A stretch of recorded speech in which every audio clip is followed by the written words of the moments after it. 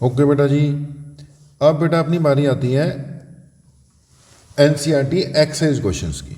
ठीक है, एक्सरसाइज की दो पार्ट में है। फर्स्ट वैसी एक्सरसाइज बोला गया और आगे इसको बोला गया एडिशनल एक्सरसाइज। तो पहले एक्सरसाइज के क्वेश्चंस हैं, कुछ 11 क्वेश्चंस के करीब होंगे, उसको कवर अप करते हैं।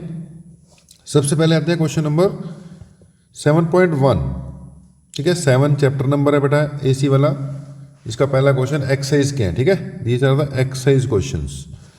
तो कह रहा है 100 ohm resistor is connected to 220 volt 50 hertz AC supply. Simple question है, वोल्टेज दे रखी है। What is the RMS value of current in the circuit. देखो ये जो 220 वोल्ट है, बार बार अपनी बात हुई है, जब तक कुछ बोल ना रखा हो तब तक कौन सी वैल्यू मान ली है हमने, आरएमएस वैल्यू माननी है। तो आरएमएस वैल्यू दे रखी है, रेजिस्टेंस दे रखा है, एसीओ डीसीओ, रेजिस्टेंस तो जो है अब वही रहेगा। ओके जी, तो RMS value of current, current चाहिए, वोल्टेज अपॉन रेजिस्टेंस, ऊपर वोल्टेज नीचे रेजिस्टेंस। अगर वोल्टेज आरएमएस यूज करोगे 220, ओके, तो करंट भी आरएमएस ही आएगा। 220 डिवाइडेड बाय आर, आर की वैल्यू कितनी दे रखी थी 100, तो simply it will be 2.2 ampere. बात खत्म, अगले पार्ट में चलते हैं। B part, what is the net power consumed over a full cycle. अब देखो जी, हमें पता है एसी साइकिल्स में जो ओवरऑल पावर होती है, average power over a complete cycle, that is EV I V cos of phi. Okay, ये बेटा सिर्फ रजिस्टर है। रजिस्टर में आप सिंपली ई इंटू आई भी कर सकते थे, क्योंकि इसका कॉस फाई किसके इक्वल होता है, 1 के इक्वल होता है। तो for register cos phi is equal to 1, therefore जो पावर आएगी ईवी इंटू आई वी कर देना है। ईवी दे रखी थी 220, आई वी दे रखा है 2.2, बस इनको सॉल्व कर लो जी, 484 वाट आ जाएगा। ओके जी, ये हो गया आपका क्वेश्चन नंबर 1। अब चलते हैं अगले क्वेश्चन पर, नोट कीजिए इसको। नेक्स्ट क्वेश्चन है जी क्वेश्चन नंबर 7.2। ये क्या कह रहा है, the peak voltage of N AC supply is 300 volt. Okay, बोल दिया भाई इस बार पीक, मैं बार बार बोल रहा था ना, जब तक बोले ना तब तक आरएमएस, अब तो बोल ही दिया, अब बोल दिया तो पीक ही मानना पड़ेगा। तो पीक वोल्टेज है 300 वोल्ट।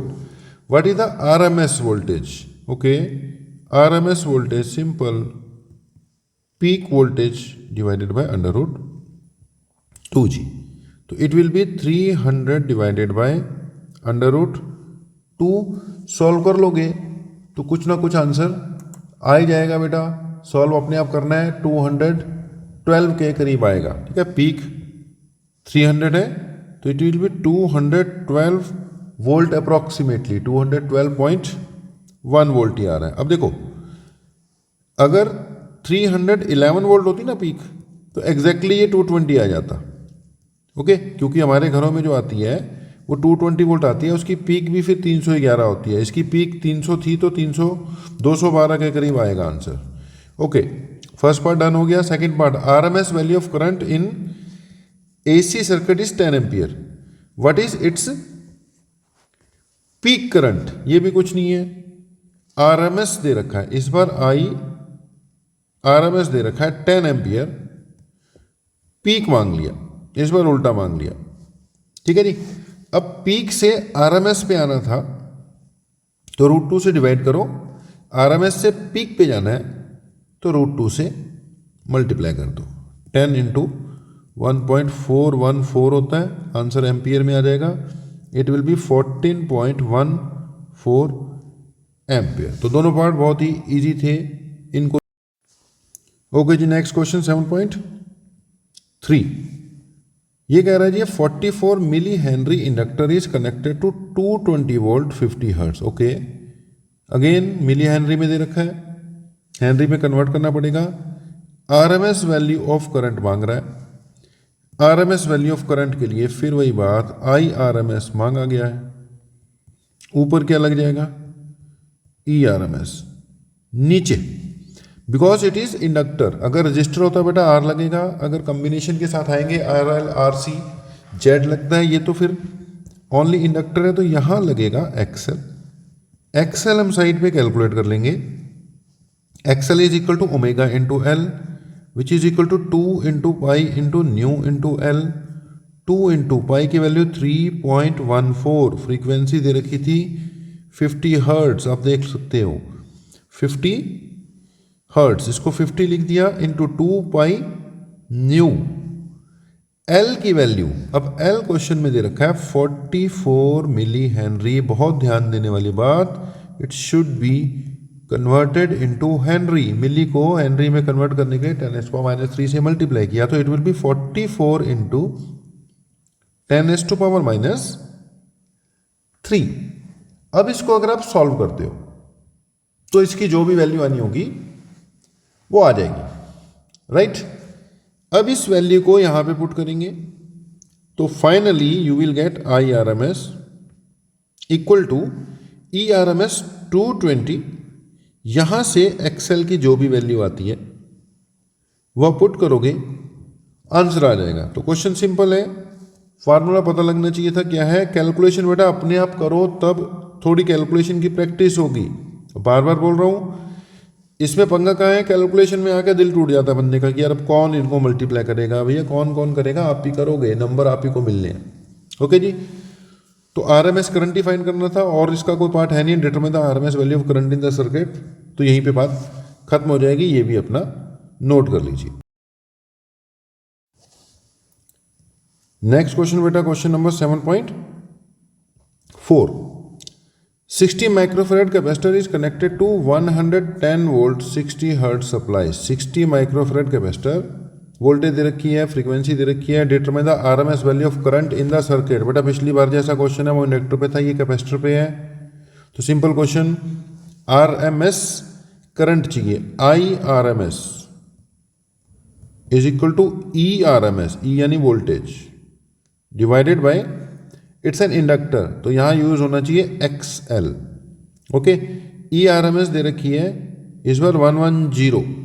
ओके जी, नीचे आ जाएगी आपकी 2 पाई न्यू इंटू L, क्योंकि जो XL है उसकी वैल्यू होती है omega L which is equal to 2 pi nu into L। बहुत सही, 110 नीचे 2 इंटू 3.14 इंटू फ्रीक्वेंसी, फ्रीक्वेंसी दे रखी है 60 दे रखी है इस बार। ओके, ये बेटा कैपेसिटर पे क्वेश्चन है यार, इंडक्टर पे पिछला वाला था, तो यहाँ पे XL नहीं क्या आएगा, XC आएगा, और यहाँ पर फिर क्या यूज होना है, XC यूज होना है। XC is equal to 1/2 pi nu into C। Okay जी, so it is not inductor, capacitor था ना 60 माइक्रोफेरेड, तो it is 1 divided by 2 pi nu C। जब यहाँ पे 1 divided by 2 pi nu into C करोगे तो ये हो जाएगा 110 इंटू 2 पाई न्यू C, ऊपर आ जाएगा 110 इंटू 2 इंटू 3.14, फ्रीक्वेंसी की जगह कितना आ जाएगा 50, कैपेसिटर दे रखा है 60 माइक्रोफेरेड को फेरेड में कन्वर्ट करना बहुत जरूरी है। अब इसको जब आप सॉल्व करोगे तो it will come out to be equal to approximately 2.49 ampere. Okay, तो 112 10 इंटू 2 इंटू 3.14 60 इंटू 10⁻⁶। जब इसको सॉल्व करोगे तो it will come out to be, एक चीज और देखो यहाँ पर, फ्रीक्वेंसी इस क्वेश्चन में 50 नहीं, कितनी दे रखी है 60 दे रखी है, गलती हो जानी थी। ओके, तो 60 दे रखी है, यहाँ से इसका आंसर आता था 2.49 एम्पियर। देखो आमतौर पे फ्रीक्वेंसी 50 होती है, इसने कौन सी दे दी थी 110 वोल्ट 60 हर्ट्ज। असल में अपने इंडिया में तो 220 वोल्ट 50 हर्ट्ज आती है, ठीक है, वो 50 दिमाग में रहता है, लेकिन यूएस में कितनी आती है 110 वोल्ट 60 हर्ट्ज आती है। ओके जी, अब इसको सॉल्व करो, कुछ नहीं है, सिंपल क्वेश्चन है, शुरू वाले तो बीच में आएंगे कुछ काम के, फिर भी अब सारे आपको सॉल्व करा रहे हैं, देख लेना जी इनको।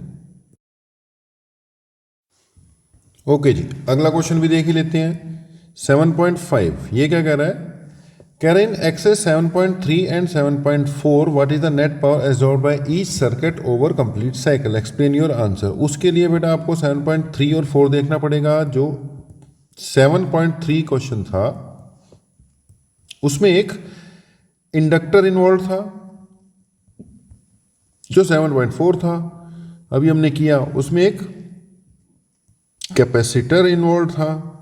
ओके, अब हमें पता है यार इंडक्टर और कैपेसिटर में जो वोल्टेज और करंट के बीच में दोनों केसेस में फेज डिफरेंस कितना होता है, π/2 यानी कि 90 डिग्री। ठीक है, in case of capacitor as well as inductor phase difference between voltage and current is 90 degree. फर्क ये होता है, इंडक्टर में वोल्टेज लीड करती है, कैपेसिटर में करंट लीड करता है।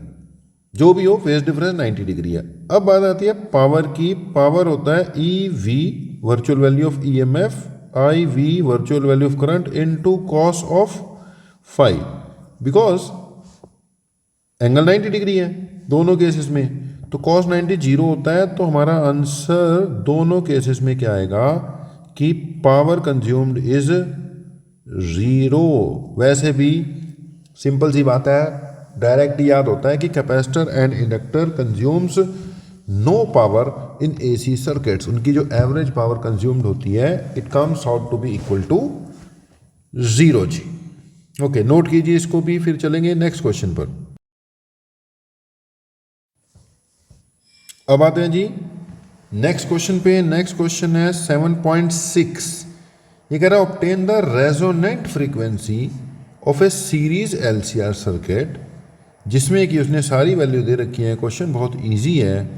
एल की वैल्यू दे रखी है 2.0 हेनरी। भैया पहला क्वेश्चन आया जिसमें एल सीधा किस में दे रखा है, हेनरी में। कैपेसिटेंस तो फिर से किस में दे दिया इसने, माइक्रोफेरेड में। माइक्रोफेरेड को फेरेड में कन्वर्ट कर देते हैं। 32 इंटू 10 की पावर माइनस 6 फेरेड हो गया। रेजिस्टेंस भी दे रखा है 10 ओम। ओके, पहले क्या मांग रहा है, रेजोनेंट फ्रीक्वेंसी।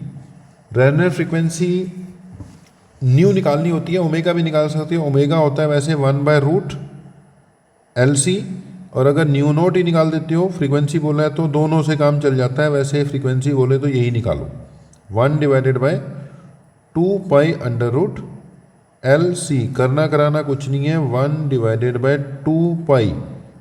पाई की वैल्यू पुट कर देना इनटू एल दे रखा था कितना, 2 हेनरी। 2.0 है या 20 नहीं है, गलती हो जाएगी। 2 हेनरी इंटू सी की वैल्यू 32 इंटू 10 की power minus 6। Okay, it can be solve यार, इसको आसानी से सॉल्व किया जा सकता है। तो ये आ जाएगा जी आपका 1/2π इंटू 10 की पावर माइनस, नहीं 1/2π इंटू सॉल्व करने में 125 आ जाएगा ये। ठीक है, अब मैं डायरेक्टली लिख रहा हूँ। ओमेगा की वैल्यू कितनी थी, 125 थी। बाकी इसको बेटा सॉल्व किया जा सकता है। ठीक है, सॉल्व करके आंसर मैच कर लेना। राइट जी, तो यहां से क्या आ गई, इसकी फ्रीक्वेंसी आ गई।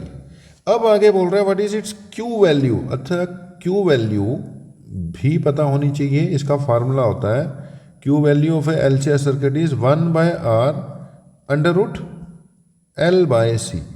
ओके, अब सॉल्व तो फिर आप अपने आप ही करोगे। आर की वैल्यू दे रखी थी कितनी, 10। एल की वैल्यू दे रखी है 2। सी की वैल्यू दे रखी है 32 इंटू 10 की पावर माइनस 6। ओके जी, ये सीधा सॉल्व होता हुआ दिख रहा है। ये 1/10 हो जाएगा।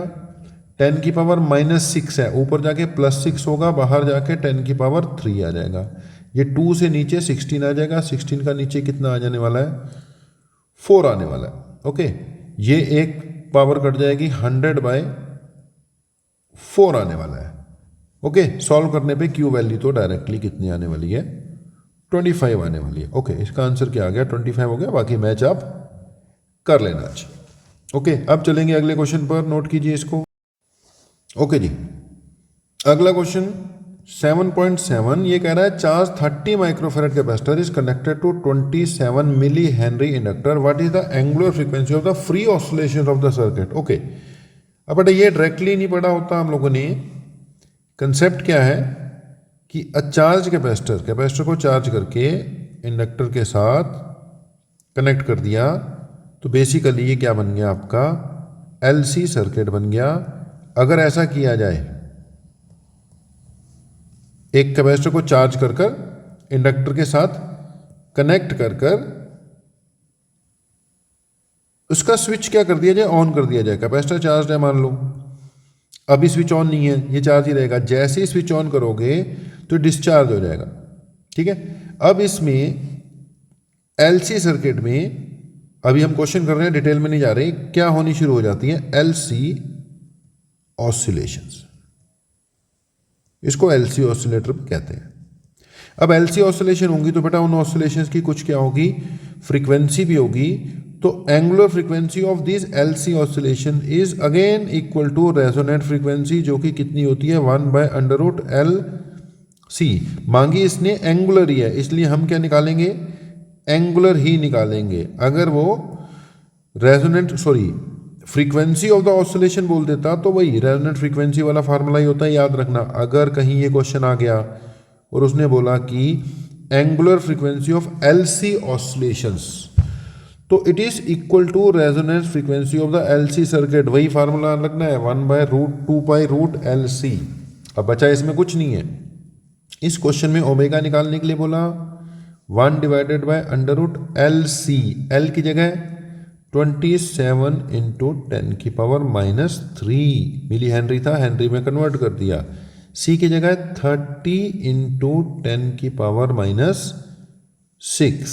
ओके, बाकी बेटा जी सॉल्व करना आपका काम। सॉल्व करने पे ही आ जाएगा 1.11 × 10⁻³ 1.11 × 10⁻³ यूनिट इसकी एंगुलर फ्रीक्वेंसी बोली थी, तो रेडियन पर सेकेंड हो जाएगी।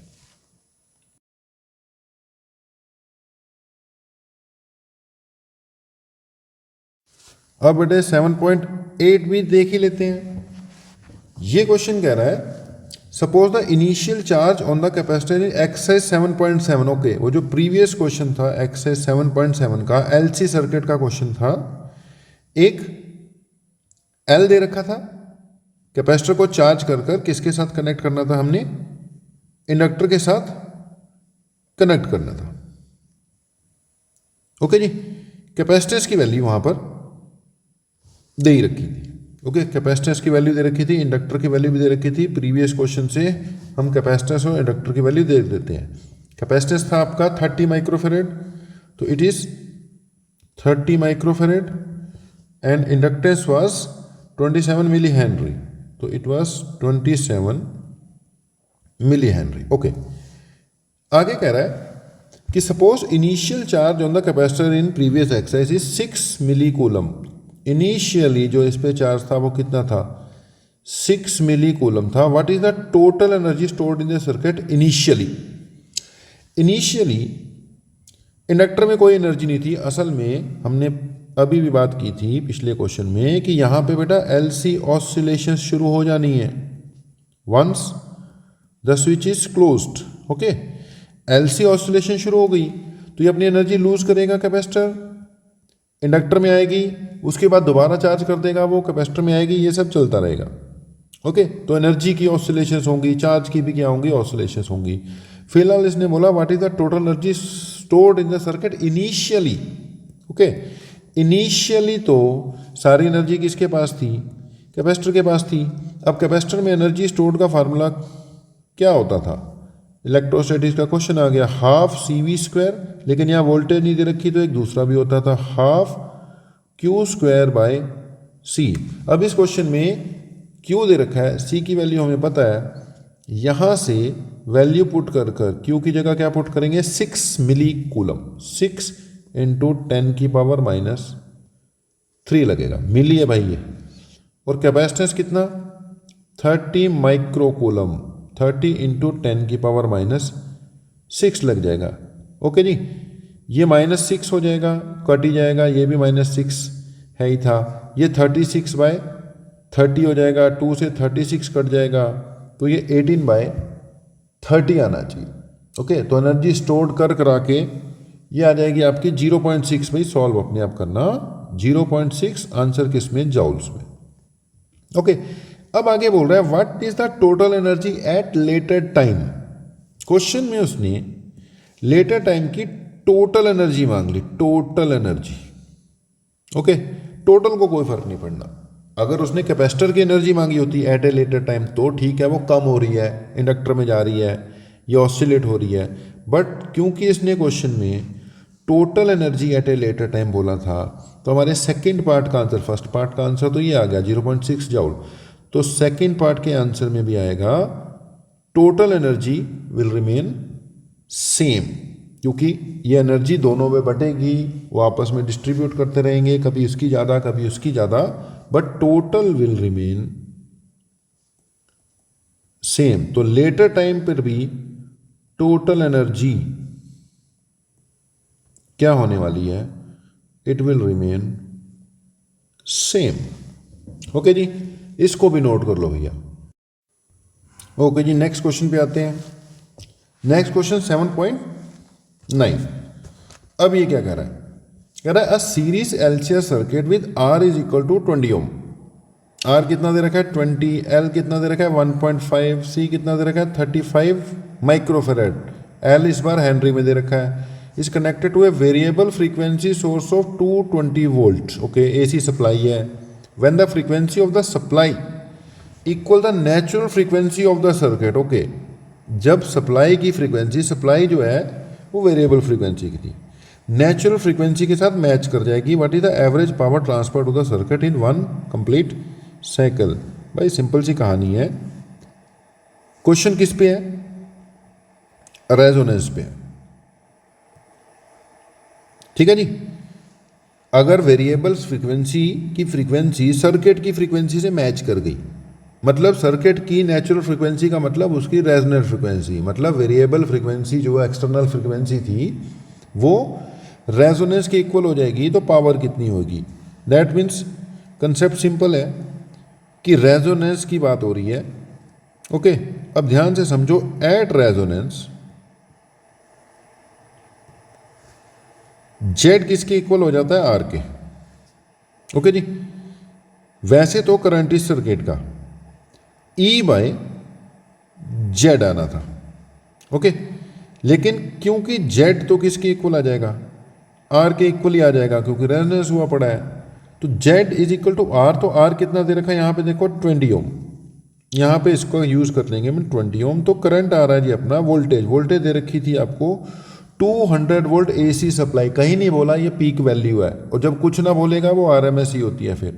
तो ये 200 है, ध्यान से लेना, 220 नहीं 200 दे रखी है, तो 200 ही लेनी है, डिवाइडेड बाय 20। इससे अपना करंट कितना आ जाएगा, ये तो सिंपली आ गया 10 एम्पियर। ओके जी, बिकॉज हमने आरएमएस यूज की तो करंट भी कौन सा आ गया, आरएमएस ही आ गया।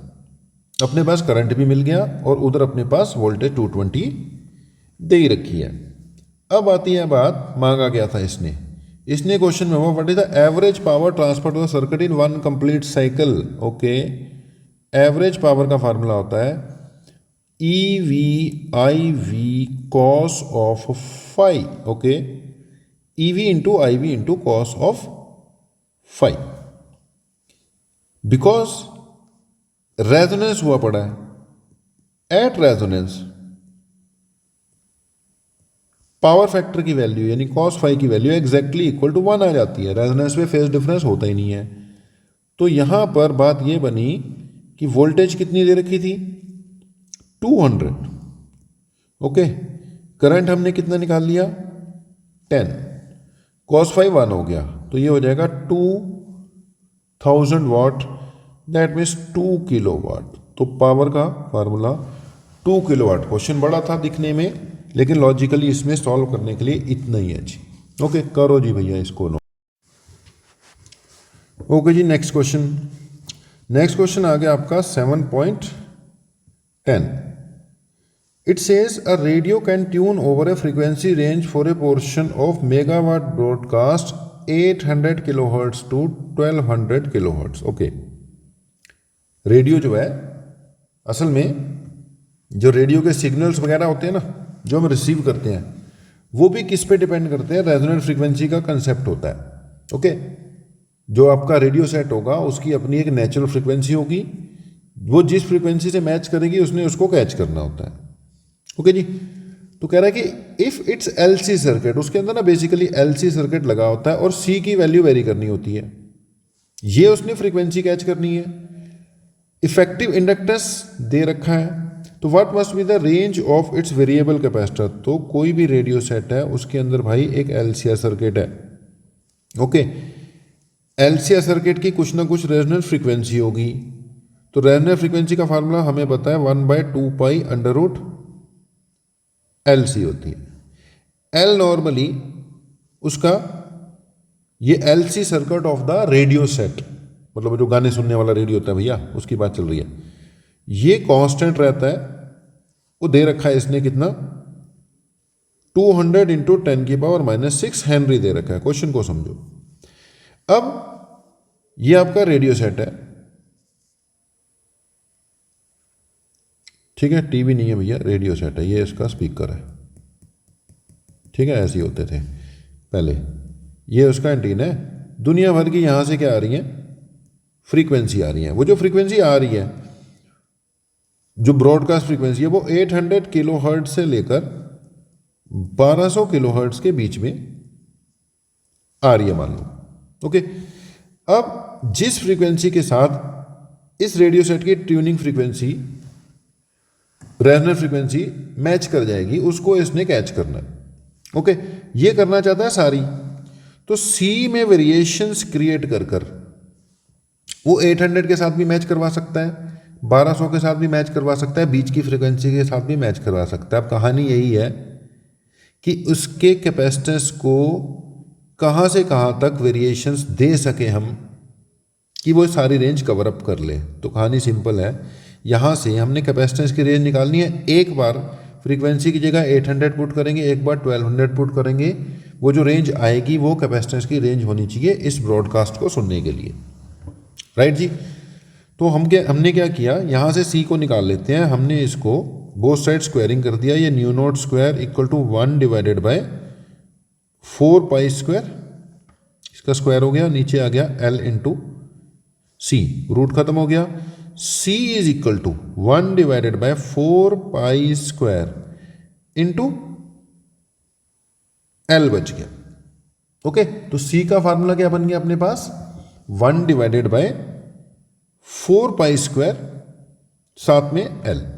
अब करना क्या, फर्स्ट रेंज फाइंड करने के लिए, रेंज का एक एंड फाइंड करने के लिए हम यहां पर 4π² को 10 पुट कर रहा हूं मैं, अप्रोक्सीमेटली 10 ही होता है। L आपका फिक्स है, यहां पे न्यू नॉट स्क्वायर भी आना था भाई, क्योंकि C तो ऊपर पहुंचा दिया मैंने, 4π² L नीचे था, न्यू नॉट स्क्वायर यहां पर आ गया। तो 4π² की जगह 10 पुट कर दिया। L दे रखा था 200 × 10⁻⁻⁶ माइक्रो में दे रखा है इस बार। और यहां पर फिर हम क्या पुट करेंगे, 800 किलोहर्ट्ज है, इनटू यूनिट का बहुत चक्कर है, सब ध्यान रखना है। अब ये कैलकुलेशन फिर वही बात है, दिल कहाँ टूटना है तुम्हारा भैया, कैलकुलेशन में टूटना है, लेकिन उसको टूटने मत देना, नंबर मिलने हैं इस कैलकुलेशन करके। अगर आप इसको सॉल्व करते हो 2π × 800 × 10⁻³ का स्क्वायर करके L की वैल्यू पुट करके सारे को सॉल्व करते हो, तो ये आ जाएगा approximately 198.1 picofarad. It will B 198.1 picofarad. ठीक है जी। अब ये आ गई इसकी एक एंड की रेंज। सेकेंड एंड की रेंज में क्या करोगे, सब कुछ ऐसी है, बस यहां पर 800 की बजाय क्या पुट करना है, अगली रेंज 1200 पुट करना है। ठीक है जी। अब उसको सॉल्व अपने आप कर लेना। क्वेश्चन का कंसेप्ट जो था वो हमने आपको समझा दिया है। सेकेंड पार्ट जब पुट करोगे 1200, तो यहां से आपकी रेंज आ जाएगी, वैल्यू आ जाएगी 88.4 पिकोफैरेड। दैट मीन्स अगर आपको इस फ्रीक्वेंसी रेंज को रिसीव करना है with the help of your radio set, तो आपका जो कैपेसिटर है, वेरिएबल कैपेसिटर लगता है ना उसके अंदर, उसकी वेरिएशन 88.4 पिकोफैरेड से 198.1 पिकोफैरेड की होनी चाहिए जी।